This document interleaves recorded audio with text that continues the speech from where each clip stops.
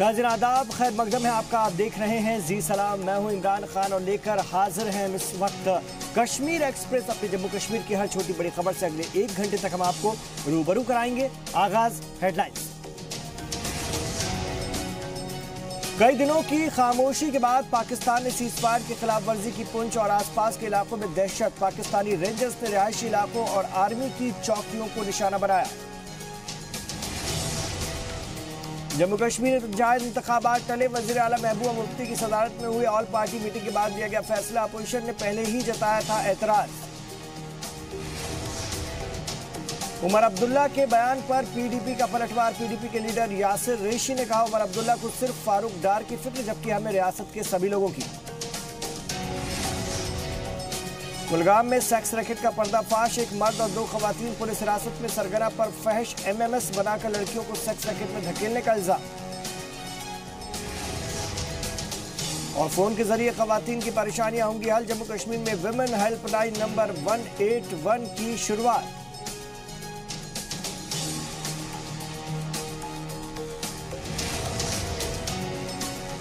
आप देख रहे हैं कश्मीर एक्सप्रेस। कई दिनों से खामोशी के बाद पाकिस्तानी आर्मी की तरफ से एक बार फिर से सीज फायर की खिलाफ वर्जी हुई है। पुंछ के शाहपुर सेक्टर में पाकिस्तान ने फायरिंग की है। जराये के मुताबिक सरहद पार से लगातार जारी भारी गोलाबारी हो रही है और पाकिस्तानी रेंजर्स ने भारत के रिहायशी मकामात और फौजी चौकियों को निशाना बनाया है। पाकिस्तानी फायरिंग की वजह से इलाके में दहशत है। खेतों में काम कर रहे लोग अपनी जान बचाकर महफूज मकामात की तरफ भागे हैं। तो ये तस्वीरें आप देख रहे हैं पुंछ के शाहपुर और इसके आसपास के इलाकों में पाकिस्तान ने गोलाबारी की है, जिससे लोग काफी परेशान हैं। हम आए थे यहाँ पे जियारत पे। आज संडे था, घूमने आए थे, बच्चे भी लेके आए थे। यहाँ पे चारों तरफ से गोलाबारी चल रही है। बहुत मुश्किल से फंस गए हैं, ना हम आगे जाने के लिए ना पीछे जाने के लिए। काफी उधर से फायरिंग आ रही है, बहुत ज्यादा जी। और क्या, बहुत ज्यादा डर लग रहा है। माल लेके आए, वापस जा रहे हैं। हम दहशत पैदा हो रही है, बार बार फायरिंग हो रही है, जिसकी वजह से हमें बहुत मुश्किल का सामना करना पड़ता है। गुज़िश्ता दिनों वज़ीर आला महबूबा मुफ्ती ने रियासत में पंचायत इंतखाबात कराने की बात कही थी, जिस पर अपोजिशन ने खासतौर से नेशनल कॉन्फ्रेंस ने सख्त एतराज किया था। जराये के मुताबिक सीएम इंतखाबात कराने के मूड में है। वहीं नेशनल कॉन्फ्रेंस कश्मीर के हालात का हवाला देते हुए ये कह रहे हैं कि ये वक्त इंतखाबात के लिए सही नहीं है। पूरे मामले पर बातचीत के लिए वज़ीर आला ने ऑल पार्टी मीटिंग बुलाई है। मीटिंग में रूलिंग पार्टी के साथ साथ अपोजिशन के सीनियर लीडर्स ने भी शिरकत की। इस इजलास के बाद पंचायत इंतखाबात को फिलहाल टाल देने का फैसला किया गया है।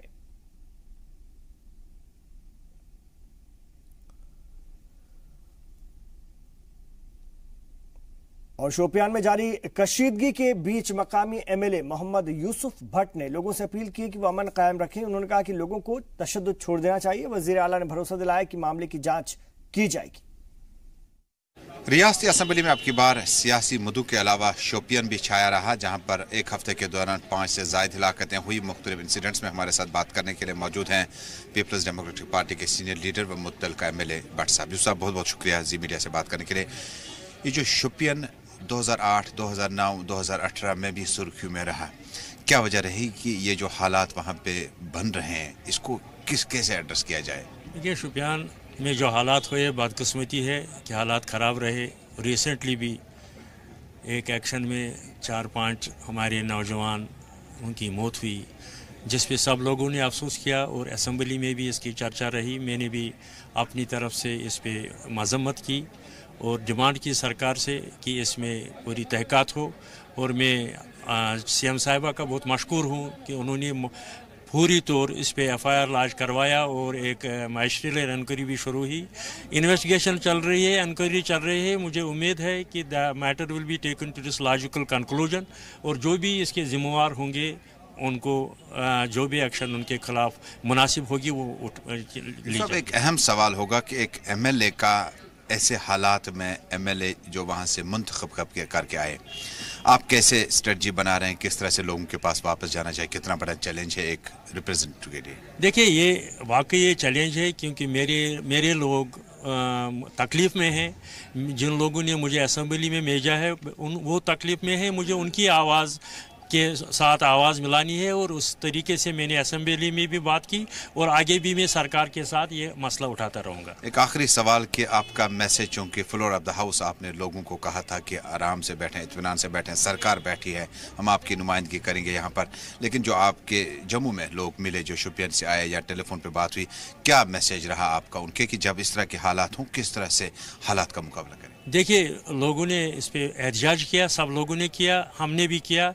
अब 8-9 दिन से लोग एहतजाज पे थे, तो मेरी अपने लोगों से यही अपील होगी कि वो अब अपना कारोबार शुरू करे और ये जो इंक्वायरी और जो इन्वेस्टिगेशन शुरू हो गई उसका इंतज़ार करे, और मैं लोगों की तरफ से उसका पीछा करूँगा और इंक्वायरी को टू इट्स लॉजिकल कंक्लूजन पहुँचाऊँगा। बहुत बहुत शुक्रिया। मेंबर असेंबली लेजिस्लेटिव हल्का इंतखाब शोपियान मोहम्मद यूसुफ भट्ट के मुताबिक लोगों को अपना मामूल का कारोबार उसको रिज्यूम करना होगा, और जो भी कार्रवाई होगी और जो भी गमज़दा ख़ानदान है जिन्हें तकलीफ पहुंची उन्हें रियासत सरकार जो है हर मुमकिन इंसाफ पहुंचाने की हर मुमकिन कोशिश करेगी। कैमरामैन अशरफानी के साथ सईद तजम्मुल, जी मीडिया, जम्मू। और पीडीपी लीडर यासिर रेशी ने उमर अब्दुल्ला के हमलों पर पलटवार किया। उन्होंने कहा कि उमर अब्दुल्ला सिर्फ फारूक डार को कंपनसेशन दिए जाने की वकालत कर रहे हैं, लेकिन हमें पूरे रियासत की फिक्र है। जी सलाम से बातचीत करते हुए उन्होंने और कुछ क्या कहा, आइए आपको सुनवाते हैं। रियासती सियासी सूरत हाल कुछ कदर मुख्तलिफ। फारूक अब्दुल्ला अपने बयान डालते हैं, वहीं उमर अब्दुल्ला ने भी बयान किए, और हमारे साथ मौजूद हैं बात करने के लिए पीडीपी के सीनियर लीडर यासिर रेशी साहब। रेशी साहब, आप उमर अब्दुल्ला लगातार मुतालबा कर रहे हैं कि स्टेट ह्यूमन राइट्स कमीशन ने रियासत सरकार को फटकार दी थी कि फारूक अहमद डार को जो जीप के साथ बांधा था कंपनसेशन दिया जाए। सरकार कंपनसेशन देने में नाकाम क्यों हुई? उमर साहब कंपनसेशन की बात कर रहा है, उसको पता पहले मोहम्मद यूसुफ को तो कंपनसेशन किसको दे दो जिसने घर में मार दिया था, वो किसको कंपनसेशन की बात कर रहा है?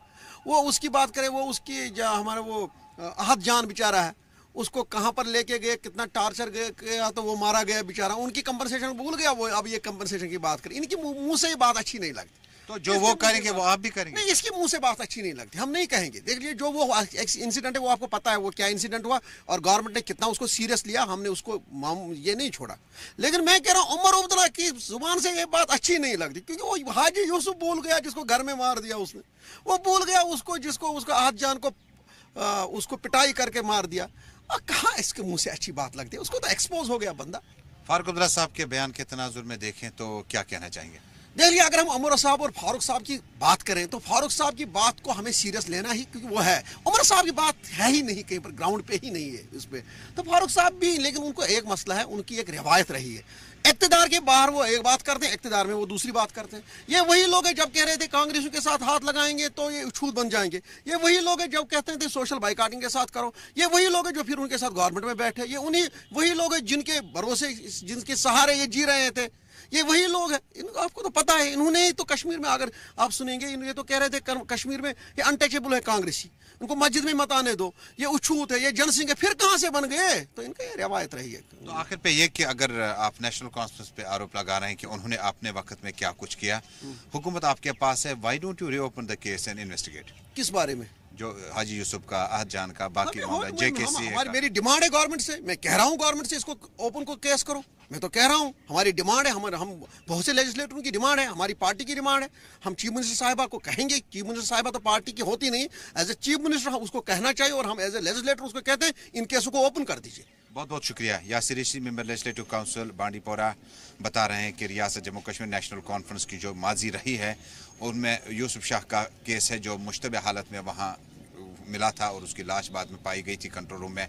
और इसी तरह अहद जान को जिस तरह से 15 अगस्त पे उस वक्त के वज़ीर आला पर जूता मारने के बाद जिस तरह से उसको तलब किया गया था, उनका कहना है कि उन्हें किडनीज में उसके बाद नुकसान पहुंचा, जिसके बाद उनकी डेथ हुई। कहते हैं कि वज़ीर आला से जो नेशनल कॉन्फ्रेंस में जितने भी गलतियाँ इंसानी हकूक़ की सरजद हुई हैं उन केसों को रीओपन किया जाए ताकि दूध का दूध और पानी का पानी नजर आएगा। कैमरा अशरफानी के साथ से तजम्मुल, जी मीडिया, जम्मू। और खबर अनंतनाग से, जहां तिरंगे की बेइज्जती का मामला सामने आया है। वीडियो 26 जनवरी का बताया जा रहा है जिसमें कि एक तहसीलदार कौमी परचम की तौहीन करता नजर आ रहा है। बात 26 जनवरी की है। अनंतनाग के दुरू इलाके में परचम कुशाई के वक्त तहसीलदार खुद न आकर उसने अपने ड्राइवर को परचम कुशाई के लिए भेज दिया। वीडियो के मुताबिक तहसीलदार के ड्राइवर ने उसकी जगह परचम कुशाई की और मार्च पास्ट की सलामी भी ली।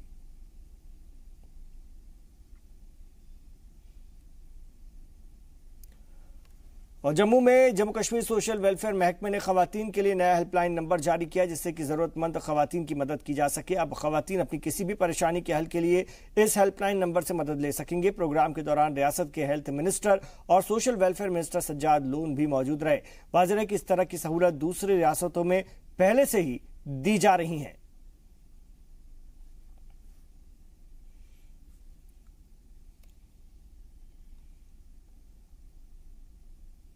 और इधर भदरवा में 2 रोजा मेगा प्लांटेशन ड्राइव का इनेकाद किया गया। इस दौरान रियासती पुलिस, सीआरपीएफ, राष्ट्रीय राइफल्स के जवानों के साथ फॉरेस्ट और हेल्थ डिपार्टमेंट के अफसरों ने इस मेगा प्लांटेशन ड्राइव में शिरकत की। वाज़ेह है कि पूरी चिनाब वादी में 7 लाख से ज्यादा पेड़ लगाने का अहद किया गया है। और मैं समझता हूँ कि ये बीएमओ साहब को ये रिक्वेस्ट करूँगा कि वो इनका ख्याल रखेंगे। कम से कम जहाँ से हम ये प्लांटेशन जहाँ हुई है वहाँ उस साइड कम से कम बाउंड्री वाल लगाकर तो प्रॉपरली इनको जो है लुक आफ्टर करके, ताकि ये जो मूव यहाँ शुरू किया है ये सक्सेसफुल रहे। मुल्क भर में सफाई और ग्रीन इंडिया का पैगाम देने के मकसद से नेवी मुलाजिम एन श्रीनिवास जम्मू से कन्याकुमारी तक के लिए साइकिल से रवाना हुए। तमिलनाडु के एन श्रीनिवास को जम्मू के डायरेक्टरेट ऑफ एनसीसी के दफ्तर से एडिशनल डायरेक्टर जनरल एनसीसी ने झंडा दिखाकर रवाना किया। इस साइकिल रैली को हिम सागर नाम दिया गया है और एन श्रीनिवास 142 साल पुराने अपने दादा की साइकिल से 25 दिनों में 4000 किलोमीटर का सफर तय करेंगे। इस दौरान वो कई रियासतों के स्कूलों में जाकर सफाई और ग्रीन इंडिया का पैगाम भी देंगे। मैसेज किसी भी तरीके से दिया जा सकता है, हमारे यहाँ अवेयरनेस नहीं है। जब ये जैसा इन्होंने कहा कि किसी एक टेंपल में, गुरुद्वारे में या स्कूल में जाएंगे तो जितने भी लोग हैं उनको जो इनको देखेंगे काम करते हुए थोड़ा सा मोटिवेट होंगे और उस तरीके के काम में वो भी सहयोग करेंगे। जनता दल यूनाइटेड ने कश्मीर के मौजूदा हालात पर फिक्र जाहिर की। जम्मू में एक प्रेस कॉन्फ्रेंस के दौरान पार्टी रियासती सदर GM शाहीन ने कुछ इलाकों में हालात खराब होने की बात कही है। मौजूदा रियासती सरकार पर हालात ठीक करने में नाकाम रहने का इल्जाम लगाया। उन्होंने कहा कि हालात दिन ब दिन खराब होते जा रहे हैं, ऐसे में रियासत में गवर्नर रूल लगा देना चाहिए। FIR मामले पर उन्होंने कहा कि फौज पर सियासत नहीं होनी चाहिए। जाहिर सी बात है, आप पत्थर मारेंगे तो कुछ ना कुछ तो आपको मिलेगा यहाँ से। ठीक है, पैरामिलिट्री फोर्स तो ट्रेन है उसके लिए कि हम लोग पत्थर मारे तो वो लोग अपना जान लिया वगैरह, बट आर्मी के पास ऐसे कोई ट्रेनिंग नहीं होती है। तो पहले बात यह है कि अगर FIR की बात लग रही है, मैं कोई वकालत नहीं कर रहा हूँ, मैं तो ये कह रहा हूँ कि आप FIR फिर उन लोगों के ऊपर भी लगाए कि जिन्होंने पहले पत्थर तो मारे। और अगर आर्मी को हम डिस्कस करेंगे तो फिर कैसे चलेगा ये पूरा सिक्योरिटी का माहौल जो जम्मू कश्मीर में, जहाँ पर हर एक पॉलिटिकल पार्टी, जहाँ पर मैं कल के सागर साहब की बात करूँ, कल के मैं अगर अकबर लोन की बात करूँ, अकबर लोन साहब, सागर साहब या उमर अब्दुल्ला साहब, आप लोग तहफ़्फ़ुज़ हो आर्मी की वजह से। अगर आर्मी नहीं होगी तो आप कुछ भी नहीं कर पाओगे। अगर सिक्योरिटी फोर्स नहीं होगी तो आप लोगों को तो एक चीर देंगे। डोडा पुलिस ने खोए हुए मोबाइल फोन्स को तलाश कर उनके मालिकों को वापस किया है। पिछले 1 महीने में पुलिस के पास मोबाइल खोने की कई शिकायतें मिली थी। खोए हुए मोबाइल फोन्स के IMEI नंबर साइबर सेल को दिए गए। साइबर सेल ने मॉनिटरिंग तक करके तकरीबन दर्जन भर मोबाइल्स का पता करके उन्हें अपने कब्जे में लिया है और उनके मालिकों के हवाले कर दिया। लोगों ने शिकायतों पर फौरन कार्रवाई किए जाने को लेकर डोडा पुलिस की तारीफ की है। रामबन बनिहाल कौमी सहरा पर जम्मू से श्रीनगर आ रही एक बोलेरो कार हादसे का शिकार हो गई। हादसे में ड्राइवर की मौत हो गई है। गाड़ी की रफ्तार बहुत तेज होने के चलते कार 300 फीट गहरी खाई में गिर गई। खबर लगती ही पुलिस मौके पर पहुंची। अस्पताल ड्राइवर को ले जाया गया, जहां उसे मुर्दा करार दे दिया गया। ड्राइवर की पहचान रामबन के मेत्रा के रहने वाले तालिब हुसैन के तौर पर हुई है। पुलिस ने मामला दर्ज करके लाश घर वालों के हवाले कर दी है।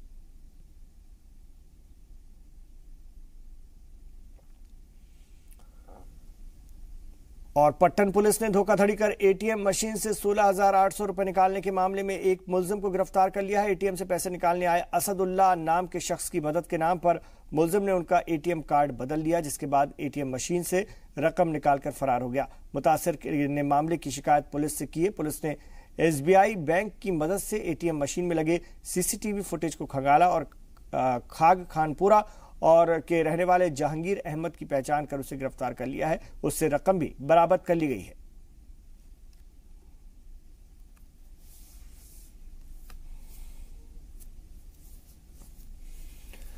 खबर कुलगाम से। कुलगाम पुलिस ने सेक्स रैकेट का पर्दाफाश करके एक मर्द और 2 खवातीन को हिरासत में लिया है। पुलिस तफ्तीश में पता चला है कि सेक्स रैकेट चलाने वाली गैंग की सरगना अपनी बेटी के जरिए लड़कियों को जाल में फंसाकर उनका फहश MMS बनवा लेती है और फिर ब्लैकमेल करके मुतासिर लड़कियों को सेक्स रैकेट में धकेलती है।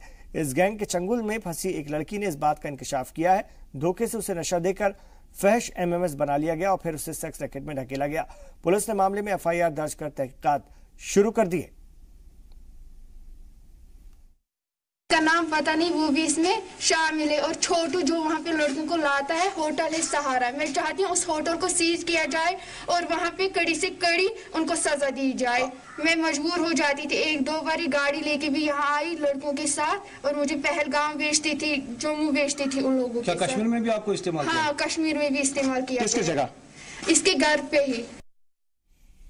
एक छोटा सा वक्फा हम यहाँ पर ले रहे हैं, लौटेंगे अपने जम्मू कश्मीर की और भी खबरों के साथ।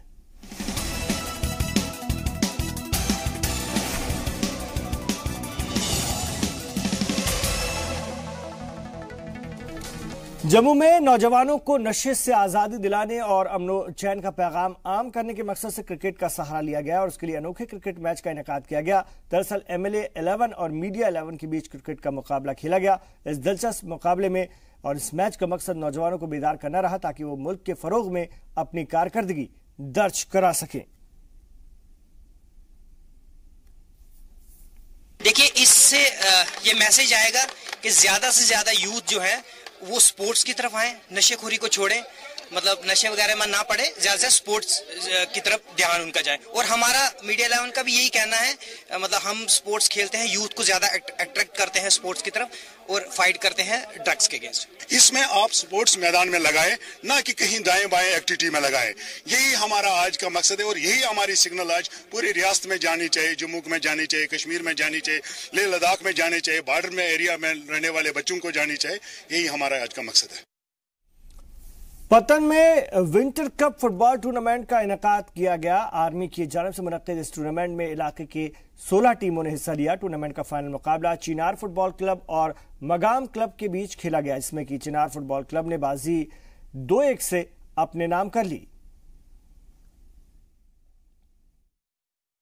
चाहेंगे कि जो इनका स्पेयर टाइम होता है वो ही अच्छे गेम्स में स्पेयर करें ताकि इनकी नशोनुमा भी हो, इनकी हेल्थ के लिए भी सही हो। And football is a very good exercise, so these kind of tournament should be organised and we are very thankful to 29RR। जितने भी हमारे यहाँ पर इंडस्ट्रीज़ हैं उसमें हम उनको फाइनली ट्रेनिंग के बाद उसमें नौकरी लगाना हमारी जिम्मेदारी है। इसी हिसाब से हम इस एरिया में जो है स्पोर्ट्स, इंटरेक्शन, एजुकेशन, इसके ऊपर काफ़ी जो है लगन के साथ हमारे जो ट्रुप्स हैं यहाँ पर और आवाम के भलाई के लिए काम करेंगे। मल्टीनेशनल कंपनी सर्वोकॉन ने जम्मू में एक डीलर मीट प्रोग्राम का इनेकाद किया। इस दौरान रियासत के दूर दराज के इलाकों में बिजली से जूझ रहे लोगों के लिए किफायती दरों पर कई प्रोडक्ट्स भी लॉन्च किए गए। ये खास रिपोर्ट देखिए।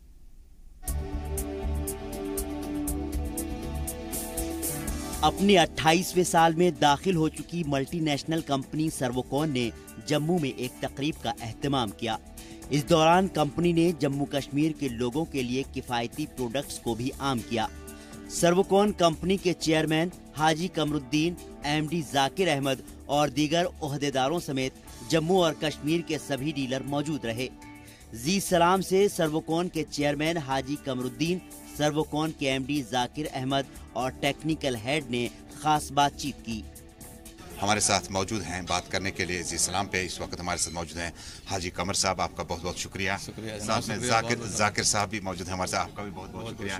मैंने बताएगा कि फादर एंड सन कॉम्बिनेशन और बिजनेस शुरुआत करते हैं आपसे, ये आइडिया आप कैसे आगे ले चलते? नहीं देखो, किसी भी चीज़ को चलाने के लिए एक दूरी की बात होती है, तो यहाँ तक तो अभी हम लेके आए हैं। उसके बाद में आगे इसको एक प्लेटफॉर्म दे दिया है कंपनी को आगे चलाने के लिए, तो फिर अब ये आगे चलाएंगे। जाकिर साहब, आपने तकरीर में कहा कि अब तीसरे भाई भी मैदान में आ गए और जो 6 महीने का बिजनेस रहा, जो अभी प्रेजेंटेशन में आप बता रहे थे, बहुत ज़बरदस्त था। कोई ख़ास कामयाबी के पीछे कौन लोग रहे आपके साथ? कामयाबी हमारी मेन है, अल्लाह ताला का शुक्र है, सबसे बड़ी बात है। बाकी जो टीम हमें मिली है, जो नई एनर्जी आई है हम लोगों की, जो सोच हमारी बदली है, जो त्रिपाठी साहब हमारे हैं, जो NSM है हमारे, जो जिनकी सोच पे हम लोग चल रहे हैं, तो टीम वर्क है बहुत बड़ा। जो पुरानी भी लोग हैं जो हमारे साथ 25 साल से जुड़े हुए हैं, जो नए आए हैं, तो फैमिली की तरह हम लोग जो बढ़ रहे हैं आगे। तो मेन हमारा जो है ये सपोर्ट इकट्ठा, जो एक टीम वर्क है वो, और अल्लाह ताला का शुक्र है कि हम लोग इस तरीके से आगे बढ़ रहे हैं। टेक्निकल टीम लीडर त्रिपाठी साहब के पास चलते हैं। इस प्रोग्राम को यहाँ पर इख्तिताम पजीर करने से पहले आज का प्रोडक्ट जो है, आपको कितनी उम्मीदें हैं कि इसका जम्मू कश्मीर मार्केट जो है वो अच्छा रिस्पॉन्ड करेगा? बेसिकली हमने जो प्रोडक्ट बनाया है वो जम्मू कश्मीर की मार्केट के लिए ही बनाया हुआ है। जम्मू कश्मीर या जैसे आपका उड़ीसा कुछ पार्ट हो गया, वहाँ पर वोल्टेज का बहुत ज़्यादा प्रॉब्लम है, लिहाजा हमने उन्हीं को मार्केट को ध्यान करते हुए प्रोडक्ट अपना डिज़ाइन किया हुआ है, जो कि 50 वोल्ट से भी वर्क करता है। और रूरल एरिया के लिए हमारा प्रोडक्ट सबसे ज़्यादा आज की डेट में इफेक्टिव है, जो कि किसी दूसरे ब्रांड के पास नहीं है। Servokon system limited power conditioning products बनाने वाली बेहतरीन कंपनी है, जिसके प्रोडक्ट्स कंज्यूमर्स के सभी उम्मीदों पर खरे उतरते हैं। यही वजह है कि साल 1988 से ही कंपनी ने लोगों के भरोसे को जीता है। तकरीबन पूरी दुनिया में अपना दबदबा कायम करने के बाद कंपनी ने जम्मू कश्मीर में खिदमत देने की सोची है। वादी में अक्सर बिजली की परेशानी होती है, ऐसे में सर्वोकॉन के प्रोडक्ट्स, खासकर स्टेबलाइजर, लोगों की परेशानी दूर करने में अहम रोल अदा कर सकते हैं। चलते हैं सीधे कस्टमर्स के पास। उन्होंने इन प्रोडक्ट्स का इस्तेमाल किया, खरीदा। आप बताइएगा अपने बारे में, अपना तारुफ। सर, मैं संदीप हूँ। हमारा बेसिकली ज़्यादा इंडस्ट्रियल अप्लायंसेस में यूज़ है। वो हमने सर्वोकॉन के फ्रॉम 500 kVA टू 1 MVA तक यूज़ किए हैं। तो कम से कम फ्रॉम लास्ट 10 ईयर्स आप लेके चलिए, तो they are working very fine. दूसरों से अच्छा है। दूसरे जो है वो तकरीबन 130 वोल्टेज जाते हैं, तो उसके बाद वर्किंग नहीं करते। ये 100 से सीधा वर्किंग करना शुरू हो जाता है, 250 वोल्टेज तक। ये बेटर है दूसरे से। डीलर्स के अलावा लोगों को भी कंपनी से ढेरों उम्मीदें हैं।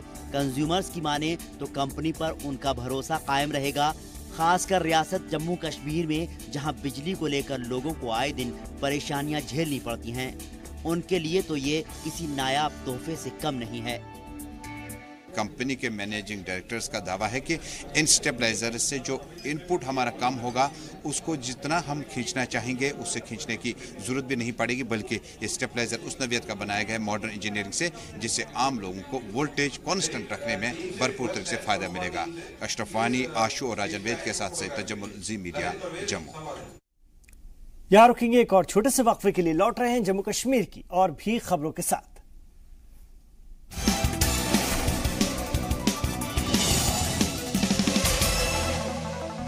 आप देख रहे हैं कश्मीर एक्सप्रेस। आज इतवार है नाज़रीन, और खास तौर से कश्मीर एक्सप्रेस में आज के दिन हम लेकर आते हैं हफ्तेवार शुमारा, और वक्त हो चुका है इसका। हफ्तेवार जो खास खबरें हम आपके लिए कश्मीर से लेकर आए, जम्मू से लेकर आए, उससे आपको रूबरू एक बार फिर से हम कराते हैं। तो रियासती बीजेपी PDP सरकार पर करप्ट सरकारी मुलाजमीन पर शिकंजा न कस पाने के इल्जामात इस हफ्ते लगते रहे। 3 साल पहले सरकार ने करप्ट सरकारी मुलाजमीन के खिलाफ कार्रवाई शुरू की, लेकिन जांच एजेंसी की लापरवाही के चलते कई मुलजिम सबूत न मिलने से बरी हो गए। कई मामले अभी भी पेंडिंग है। वहीं सरकार है कि ऐसे मामले को फास्ट ट्रैक कोर्ट में ट्रांसफर करने को तैयार नहीं है। 3 साल पहले PDP बीजेपी इत्तेहादी सरकार ने करप्शन में शामिल सरकारी मुलाजमीन से सख्ती से निपटने के वादे किए थे। इस पर अमल भी किया गया। 1 जनवरी 2015 से 31 दिसंबर 2018 तक 3 साल में 500 से ज्यादा सरकारी मुलाजमीन पर करप्शन के 260 से ज्यादा केस दर्ज किए गए, लेकिन अभी तक उनके खिलाफ इल्जाम तय नहीं हो पाए हैं। जाहिर है उनके खिलाफ जरूरी कार्रवाई भी नहीं की गई। इसके पीछे रियासत की मेन इन्वेस्टिगेशन एजेंसीज के ढीले रवैये को माना जा रहा है। अपोजिशन का तो इल्जाम है कि सरकार ने जिन लोगों पर करप्शन का इल्जाम लगाकर कार्रवाई की, उनके खिलाफ सरकार सबूत ही पेश नहीं कर पा रही है। करप्शन में शामिल असली मुलजिम सरकार में मलाईदार ओहदों पर कायम हैं। अपोजिशन के इल्जाम का वजीर आला ने तहरीरी जवाब दिया, लेकिन अपोजिशन ने इसे हुकूमत की मंशा का जाहिर होना करार दिया। तो उन्होंने बड़े दावे किए थे कि करप्शन हम स्टेट से वीड आउट करेंगे, और जो बाकी पुरानी सरकारें हैं वो बड़ी करप्टेड लोगों को उन्होंने at the helm of affairs बिठाया है। हमें एक उम्मीद बनी, ठीक है, अच्छी बात है, अगर ये करेंगे तो रियासत को फ़ायदा है, लोगों को फ़ायदा है, और हो सकता है ये क्लीन फेस अपने सामने लाएंगे। सबसे पहले उन्होंने क्या किया, जो टेंटेड लोग हैं उनको बड़े बड़े पदों पे बिठाए। आप देखें इनके ऑफिसर्स को जहाँ जहाँ उन्होंने लगाए, वो सब बड़े बड़े डाकू हैं, चोर हैं, बड़े बड़े घोटालों में इन्वॉल्व हैं। चीज़ें बहुत हैं, ये डूब गई है करप्शन में ये सरकार। उसमें आप कहाँ से, जो वो एक कहावत है, ऊँट तेरी कौन सी कल सीधी है। अब इनका कौन सी कल सीधी है कि हम कहेंगे ये ग्रे एरिया है, ये स्ट्रीम लाइन है। ये तो बिल्कुल सरकार डूबी है करप्शन में। आप देख रहे हैं जो लोग, इनके अपने लोग, अपने एमएलए जो कह रहे हैं on the floor of house, तो वो काफ़ी है। और जो अखबारों में निकल रहा है, और सरकारी आंकड़े जो निकले हैं। जी मीडिया के पास करप्शन मामलों से जुड़े तमाम दस्तावेज हैं। ज्यादातर मामले जांच के दायरे में हैं, तो कई मामलों में डिपार्टमेंटल इंक्वायरी की सिफारिश की गई है, तो फिर कई ऐसे मामले हैं जो अभी तक किसी नताइज पर नहीं पहुंच पाए हैं। कुछ मामलों में जांच जारी है, इन मामलों में फैसले आने तक वक्त लग रहा है। बावजूद इसके सरकार ऐसे मामलों को फास्ट ट्रैक कोर्ट में ट्रांसफर करने के लिए भी तैयार नहीं है। ऐसे में मुकामी लोगों को सरकार की मंशा पर शक हो रहा है। लोगों का कहना है कि सरकार ने करप्ट सरकारी मुलाजमीन के खिलाफ सख्त कानून के महज वादे किए थे, लेकिन ऐसा हुआ नहीं। नतीजतन नरम कानून की वजह से करप्ट सरकारी मुलाजमीन चकमा देने में कामयाब हो रहे हैं। गवर्नमेंट जो है अभी तक फेल हो चुकी है उनमें कोई कार्रवाई करने के लिए। तो करप्शन को जो है जड़ से ख़त्म करना चाहिए। गवर्नमेंट को कोई ना कोई ऐसे स्टेप उठाने चाहिए, कदम उठाने चाहिए, जिससे मतलब करप्शन फ्री कंट्री हो जाए। तो इन्होंने बड़े बड़े जो दावे किए थे इलेक्शन से पहले, उनको पूरा करना चाहिए, ताकि हर इंसान को जो है इंसाफ मिल सके, जस्टिस हो सके लोगों के साथ। ज्यादातर मामले सरकारी काम के बदले रिश्वत मांगने, सरकारी पैसे का गलत इस्तेमाल करने, गैर कानूनी तरह से फायदा पहुंचाने, गैर कानूनी तौर पर अपॉइंटमेंट देने, नकली सर्टिफिकेट बनाने, आमदनी से ज्यादा जायदाद होने, बेमानी फायदा उठाने, गैर कानूनी लोगों को सरकारी मंसूबों को फायदा पहुंचाने समेत कई तरह के इल्जामात हैं।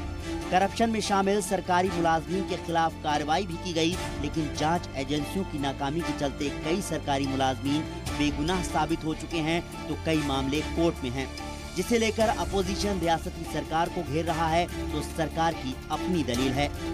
उस आते ही उन्होंने कुछ लोगों को बरतरफ किया था नौकरी से। किन लोगों को बरतरफ किया था उनका, अगर आप इनका देखोगे, ऑनरेबल हाई कोर्ट ने तो उनको इनको बहाल कर दिया है। और अगर आप देखोगे उसमें अक्सर ऐसे लोग हैं जिनके कैरियर पे उन्होंने, उनके ऑफिसर्स ने उनके सीआर को बहुत ज़बरदस्त लिखा है, और वो प्रूव नहीं कर पाए। इसको 10 मिनट में बैठ के उन्होंने उनको बरतरफ किया। लास्ट में हाई कोर्ट में सबूत नहीं पेश करवाए कि चोरियों में मुलविस है।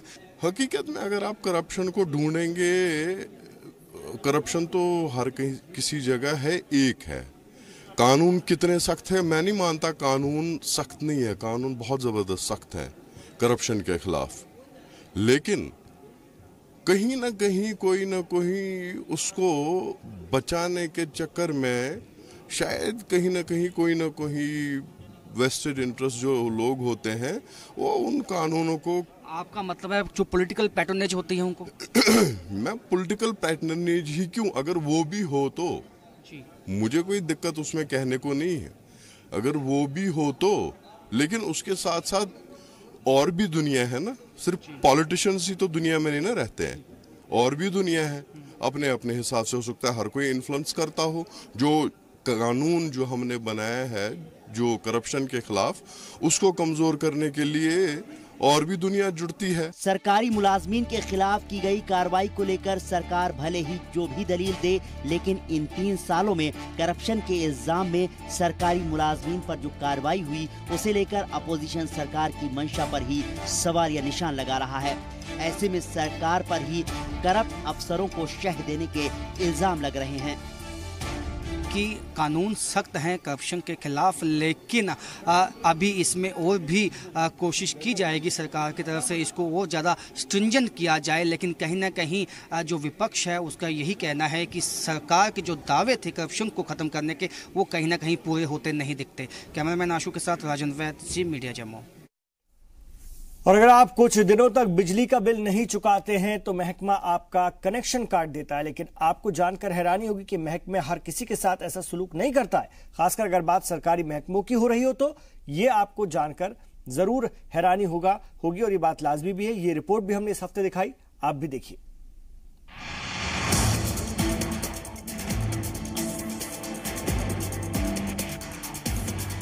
बिजली महकमे के कुछ कंज्यूमर्स ऐसे हैं जिनके यहाँ चाहे जितनी भी रकम बकाया हो, डिपार्टमेंट कुछ नहीं बिगाड़ सकता, क्योंकि ये कंज्यूमर्स कोई और नहीं बल्कि रियासती और मरकजी हुकूमत के महकमे हैं। इन महकमों से पावर डेवलपमेंट डिपार्टमेंट अपने बकाये की वसूली के लिए ना तो किसी तरह की सख्ती कर सकती है और ना ही कनेक्शन काट सकती है। यही वजह है कि महकमे के इन कंज्यूमर्स को बिजली बिल भरने की कोई फिक्र ही नहीं है। ये जो महकमे हैं उनको चाहिए कि अपने अपने जहाँ जिनको भी अदायगी करनी है उनको चाहिए कि वो प्रायोरिटी पर दे देंगे, क्योंकि इससे ये गलत एक मैसेज जाता है अवाम में कि ये जो सरकार खुद अपने बिल्स अदा नहीं करते हैं तो हम क्यों करेंगे। देखिए, मैसेज ये जाता है कि जो एक आम आदमी है वो हर महीने उसको ये चिंता रहती है कि उसका ये बिजली का बिल जो है ये मैंने पे करना है। वो हर महीने लाइन में रहता है J&K बैंक की ब्रांच में, वो अपना बिल पे करता है विदाउट, नहीं तो उसको एनफोर्समेंट वाले जो हैं वो अगले दिन आ जाते हैं, 10 दिन के बाद आ जाते हैं, उसकी बिजली काट के चले जाते हैं।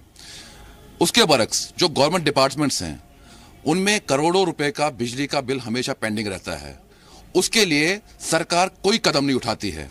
महकमाए PDD की जानिब से असेंबली में रखी अपनी रिपोर्ट के मुताबिक अक्टूबर 2017 तक जम्मू में सरकारी महकमों का बकाया 600 करोड़ रुपए है।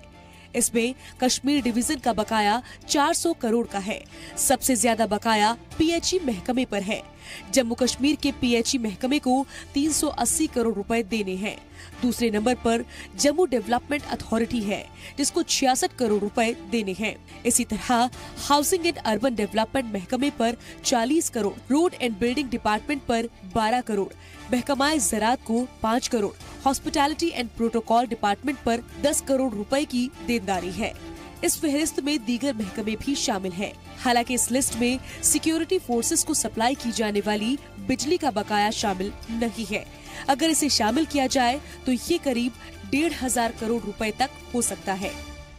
कहा जाता है कि कश्मीर के अंदर इतने करोड़ रुपया बकाया है तो या जम्मू के अंदर इतने करोड़ रुपए बकाया है, जब देखा जाता है तो उसमें करोड़ रुपया इन्हीं महकमों के पास में होते। एक तरफ रियासती सरकार रेवेन्यू बढ़ाने के लिए नए नए मंसूबे चला रही है, वहीं सरकारी महकमे इन मंसूबों को पलीता लगा रही है। इसका खामियाजा आम आवाम को उठाना पड़ रहा है। बकाया होने की वजह से ही कुछ इलाकों में 12 घंटों तक बिजली की कटौती की जा रही है। बात 1 या 2 लाख की नहीं है बल्कि 1000 करोड़ की है। राजन वैद की रिपोर्ट, जी सलाम, जम्मू। गुलमर्ग यूं तो अपनी खूबसूरती के लिए मशहूर है, लेकिन इसे असली पहचान बॉलीवुड से मिली। 60 और 70 की दहाई में यहां कई सारी फिल्मों की शूटिंग की गई थी। कश्मीर में तनाज़े के बावजूद लोग खुद को गुलमर्ग आने से नहीं रोक पा रहे हैं। फिलहाल यहां पर रोमांटिक म्यूजिक एल्बम हीरे की शूटिंग जारी है। ये खबर भी हमने आपको इस हफ्ते दिखाई थी, आइए इसको देखते हैं।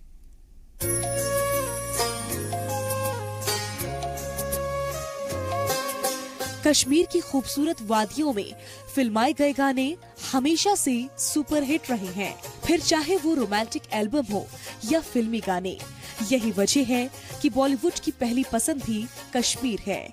कश्मीर के गुलमर्ग में इन दिनों मौसीकीकार और सिंगर नकास अजीज के एल्बम हीरिये की शूटिंग जारी है। हीरिये एक रोमांटिक म्यूजिक एल्बम है। यही वजह है कि नकास ने शूटिंग के लिए कश्मीर के गुलमर्ग जैसे खूबसूरत मकाम को चुना। हम लोग यहाँ पे एक सॉन्ग, एक म्यूजिक एल्बम का वीडियो शूट करने आए जिसका नाम है हीरिये, जो कि नकाश अजीज जी का है। तो ये उनका पहला सिंगल है। It's like a nice romantic ballad. So we thought what a beautiful place like Kashmir only to come and shoot it. And film industry के लिए भी मतलब यहाँ पे हम लोग we got such a wonderful place as Kashmir हमारे हिंदुस्तान में, तो why not come here and actually उसका फ़ायदा उठाया जाए और यहाँ पे wonderful shooting की जाए. अब हम लोग जैसे कि आए इतनी दूर से, लेकिन we are very happy कि हम इतनी दूर से इतना आए, because ऐसी जो लोकेशन है आपको कहाँ मिलेगी. शूटिंग कर रहे अदाकारों की माने तो कश्मीर शूटिंग के लिए सबसे बेहतरीन है, जहां की कुदरती खूबसूरती लोगों को अपनी तरफ खींचती है. अदाकार शूटिंग के साथ साथ बर्फबारी का भी जमकर लुत्फ उठा रहे हैं. कश्मीर मेरी फेवरेट प्लेस है, मतलब मैं हमेशा से आना चाहती थी यहाँ पे, और मैं पहली बार बर्फ विटनेस कर रही हूँ. तो निशान ready and action. India and सबको यहाँ आना चाहिए. फिलहाल तो हम गुलमर्ग में है, तो गुलमर्ग तो मेरा करंट फेवरेट प्लेस हो गया है, और मैं कि मैं वापस सर मेरे लिए परफेक्ट है. I think good for you sir. Okay. मतलब जितने भी सीन्स हम प्रमोट करते हैं या जो लोकेशंस हम चूज करते हैं, तो हम ऑडियंस को ये दिखाना चाहते हैं कि इतनी अच्छी सुंदर जगह है, और ये जगह पे तो बिल्कुल एक्सपेरिमेंट करना चाहिए, क्योंकि बहुत अच्छे शॉट्स हमें मिल सकते हैं. गुलमर्ग का मतलब होता है फूलों का मार्ग, यानी कि फूलों का रास्ता. जम्मू और कश्मीर के मगरिबी इलाके में मौजूद गुलमर्ग विंटर स्केटिंग के लिए भी काफी मशहूर है. यहाँ बॉबी से लेकर हैदर तक की शूटिंग हो चुकी है. इसके अलावा जब तक है जान और ये जवानी है दीवानी जैसी फिल्में भी यहाँ शूट हुई हैं. जी सलाम के लिए BA सागर की रिपोर्ट, गुलबर्ग. और हरियाणा के महेंद्रगढ़ जिले के मसानी चौक पर कश्मीरी तलबा पर हमले की वारदात सामने आई. जानकारी के मुताबिक कुछ गैर समाजी अराकीन ने कश्मीरी नौजवान जो कि हरियाणा सेंट्रल यूनिवर्सिटी के तलबा थे उन पर हमला बोल दिया और उन्हें पीटने लगे. ये खबर इस हफ्ते सुर्खियों में रही. हमने भी इस खबर को दिखाया, इससे जुड़ी और भी बातें दिखाई. आइए इस खबर को एक बार फिर से देखते हैं हफ्तेवार शुमार में. मुल्क के दूसरे रियासतों की तरह कश्मीर भारत का अटूट हिस्सा है. दौरे हाजिर में कश्मीर के हालात किसी से छिपे नहीं हैं. ऐसे में रियासती और मरकजी सरकारें वहां के लोगों, खासकर नौजवानों को देश के मेन स्ट्रीम से जोड़ने की कोशिशों में लगी हैं. उनकी कोशिशों को दहशतगर्द नाकाम बनाने के लिए आए दिन नापाक हरकतें करते रहते हैं. लेकिन देश के भीतर भी कुछ लोग ऐसे हैं जो अमन के रास्ते में रुकावटें पैदा करते हैं. ताज़ा मामला हरियाणा का है, जहां हरियाणा सेंट्रल यूनिवर्सिटी में पढ़ाई कर रहे 2 तलबा पर गैर समाजी अराकीन ने हमला कर दिया और बुरी तरह उनकी पिटाई कर दी. इस हमले में बुरी तरह जख्मी हुए जावेद इकबाल जगल ने ट्वीट कर इसकी जानकारी दी. तलबा की शिकायत पर हरियाणा पुलिस ने अनजान लोगों के खिलाफ मामला दर्ज कर लिया है. मुतासिर कश्मीरी तलबा ने अपने ट्वीट के साथ जम्मू कश्मीर की वजीर आला महबूबा मुफ्ती, साबिक CM उमर अब्दुल्ला, वजीर आजम नरेंद्र मोदी और जम्मू कश्मीर पुलिस को भी टैग किया है. जावेद इकबाल जगल ने कहा, हम हरियाणा में सेंट्रल यूनिवर्सिटी के तलबा हैं और जुमे की नमाज पढ़ने के लिए कैंपस से बाहर गए थे. तभी कुछ लोगों ने हमारी पिटाई शुरू कर दी. जगल ने ट्वीट कर हमलों में जख्मी होने की तस्वीरों को भी साझा किया है. सर मेरा नाम आफ्ताब अहमद है. मैं यहाँ MSc ज्योग्राफी में हूँ और 4th सेमेस्टर में इस वक्त मेरा चल रहा कोर्स, और मैक्सिमम यहाँ पे ज़्यादा से ज़्यादा 4 महीने रहे हैं अब कोर्स ख़त्म होने में. तो कल हम अराउंड 12:30 बजे हम यहाँ से निकले यूनिवर्सिटी से, क्योंकि यूनिवर्सिटी में अपने डिपार्टमेंट में काम बहुत होता है, तो बहुत कम मौका मिलता है यहाँ से बाहर निकलने का.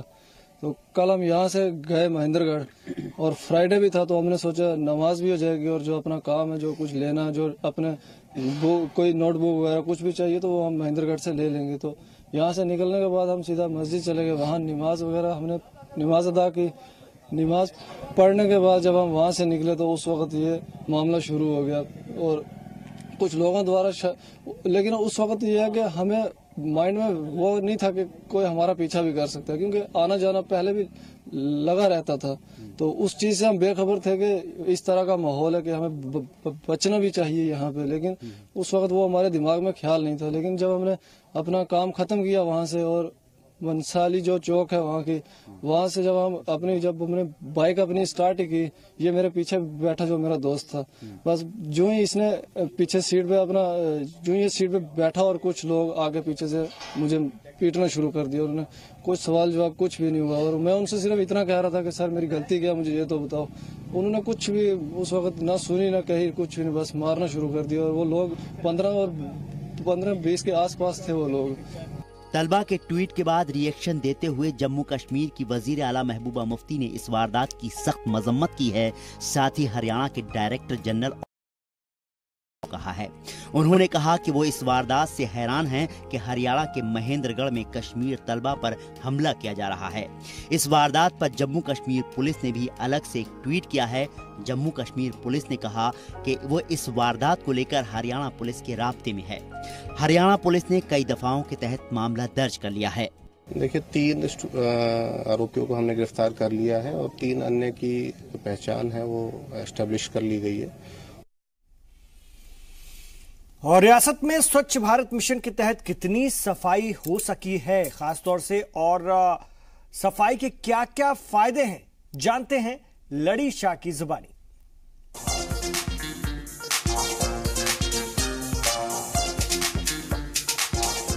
लड़ी शाह बोजना रुखसरूर छोटे गंदगी निशरूर।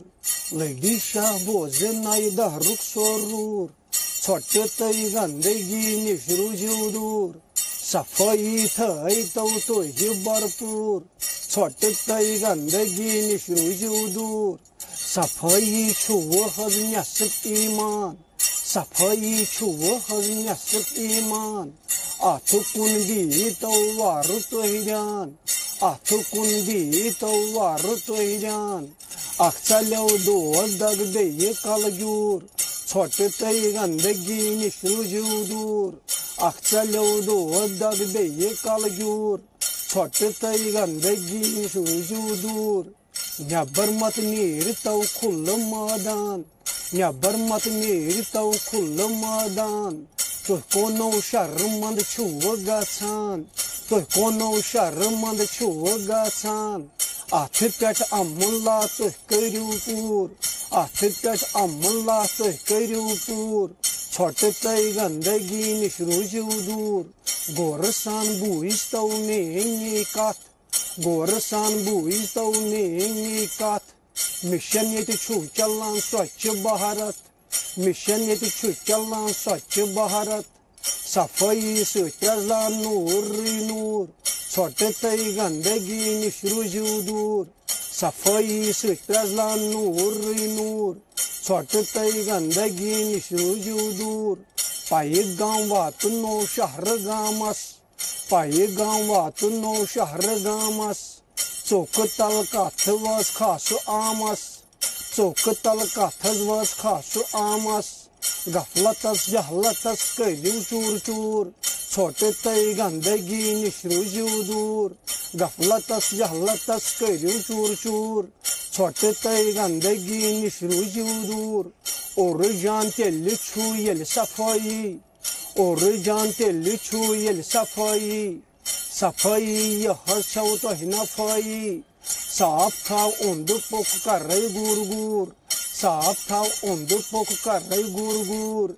छोटे गंदगी निशरूर। डस्टबिन थई जो गरस मंज, डस्टबिन तो थयो गरस मंज। अलग अलग उदुर तई होख थाउच, अलग अलग उदुर तई होख थाउच।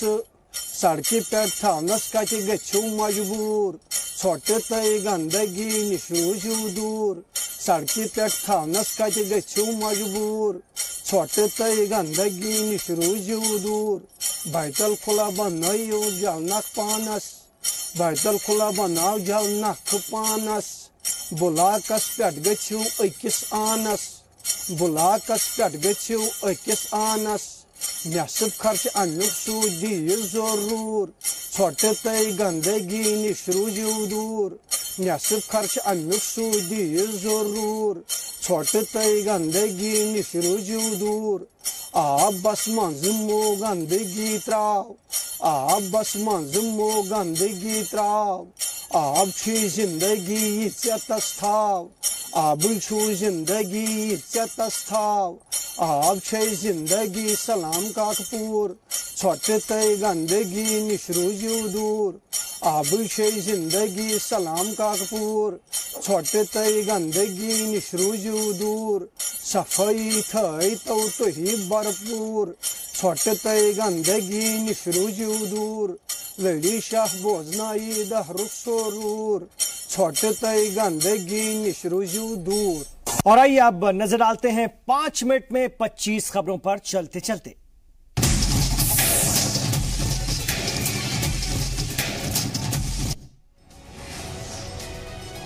बेंगलुरु में पीएम मोदी ने रैली की। 90 दिनों की नवनिर्माण यात्रा के अख्तामी तकरीब में शामिल हुए।